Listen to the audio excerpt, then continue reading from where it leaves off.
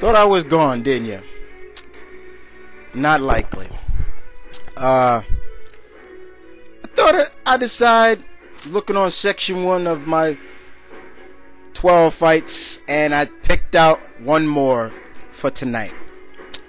And we're gonna do, as you saw, we're gonna do the fight created by Respect 2007. One of them so far. He has a couple, but I picked out one that I thought I had to do. So this one's for you, R. And sorry, I love this music. The music suits for this battle, and it the likes of Marvel's residential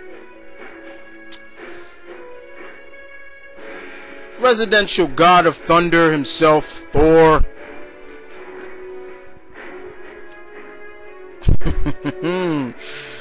versus probably the most powerful man in the universe, He-Man. I had to pick this one. Two favorites of mine. God versus a powerful man. Okay. And let's get started, shall we?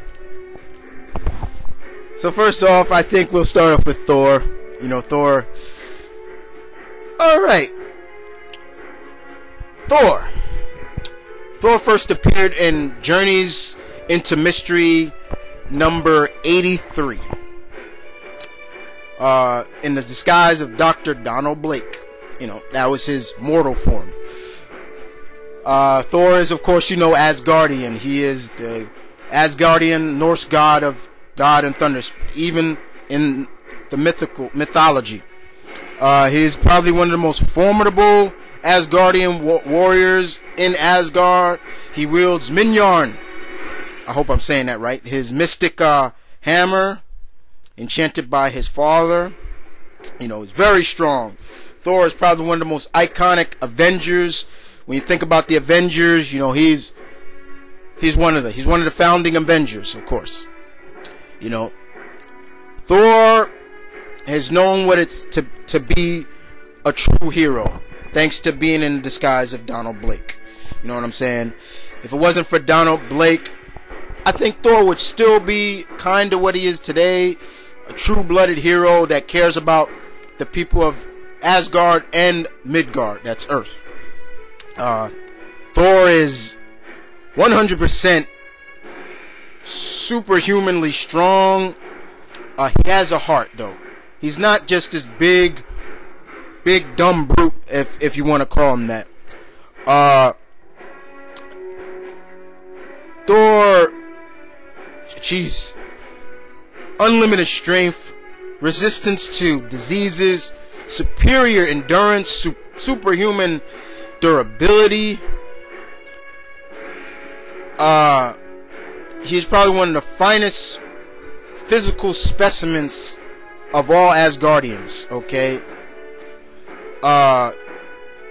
And he has gone toe to toe with the likes of the Hulk.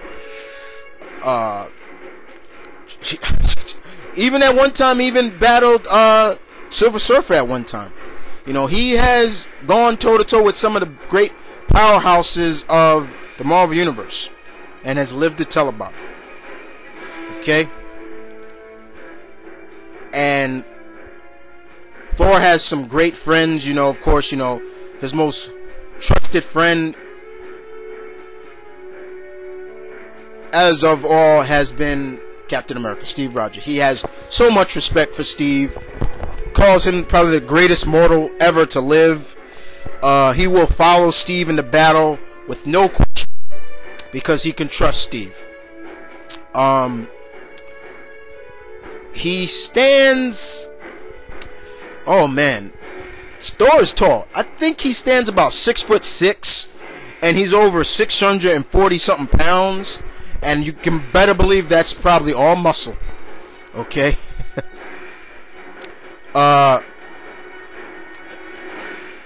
And you know, I've never seen Thor run away from any fight. and and that's including the fight between him and Sentry. Okay, because I'm tired of hearing everybody say Thor was scared and all that. Okay, all right, but I'm not doubting Thor in that fight. Okay, end the discussion on that. Let me get out of that rant before I go on a rant. Okay, but Thor is just one of those great Marvel heroes. All right, let's just end it with that. Beloved by many, and I can't wait to see him come to the big screen. I think they will do a great job with Thor. Okay, let's end it right there. All right, but his combatant is no slouch either. Okay, he's probably one of the greatest 80s cartoon icons ever. Okay, a character I grew up watching and loving to death. He-Man, Prince Adam of Eternia. Okay, fabulous secret powers were revealed to him the day he held up his magic sword and said, "By the power of Grayskull." And Prince Adam became He-Man, the most powerful man in the universe. Okay, but when he's not, he is basically Prince Adam.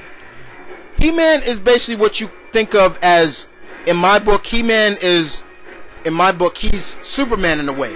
You know, they have teamed up one time, him and Supes. But he's like He-Man because it was always funny to me. Now when I watch the classic show, it was always so funny to me that nobody can put two and two together that He-Man and Prince Adam were the same person. You know, just that when he became He-Man, he got a little tan, you know, and that's like with Superman. Nobody can tell that Clark and Superman are the same person, just he's wearing glasses. But when they remade He-Man in the 2005 or 2004 series, it made a little more sense of kind of having a secret identity where he was a boy and he became a man. I like that idea. Okay, He-Man is the defender of Grayskull, but not just that, defender of Eternia. He battles the likes of Skeletor and his evil minions constantly. You know, He-Man has extraordinary physical strength, speed, endurance, and he has all that to be a born leader. Once again, he has the charismatics of a great leader. He's able to basically do the unthinkable, knock people over with just blowing him down, causing tornadoes by running real fast. You know, He-Man can do it all, you know, which kind of makes you wonder, is he a god or not? Can he be killed? You know,